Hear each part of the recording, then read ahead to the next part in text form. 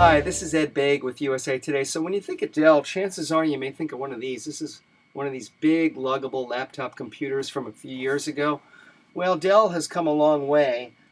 Here's a lot sexier looking machine. This is the brand new Dell XPS 13, which is so named because it's got a 13-inch display here, but Dell has managed to squeeze it into a footprint that's closer or more typical of an 11-inch display. Now, Dell has done this before with the XPS series, but they've outdone themselves here. The bezel that frames the screen is virtually non-existent, and this computer is actually thinner and lighter than the MacBook Air, which is the machine that everybody looks to in this thin and light class as kind of the one everybody's chasing.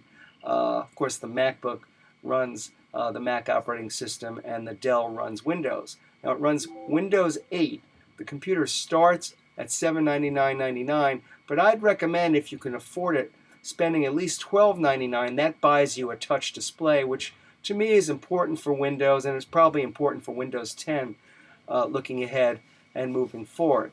But the machine we have here today, it's fast, it's light, as I mentioned, it's thin, it's got a gorgeous display. I like the touchpad on here. I really like a lot about it. The keyboard is very, very nice. I do have a few quibbles, however. The camera on here is placed just above the keyboard in the lower left-hand corner of the display. It's kind of an awkward place for it. The speakers as well are a bit tinny. Now, Dell actually touts up to 15 hours of battery life on here, which is excellent, but they did their tests by cranking up the brightness to just 40%. I ran a much harsher test in which I cranked it all the way up to 100%, had wireless on, was streaming Netflix while I did it, so I got something shy of 6 hours. Not as good, but in typical use, I'm sure you'll get a full day out of it. So this is a very nice computer. It's not the stodgy Dell of yesteryear.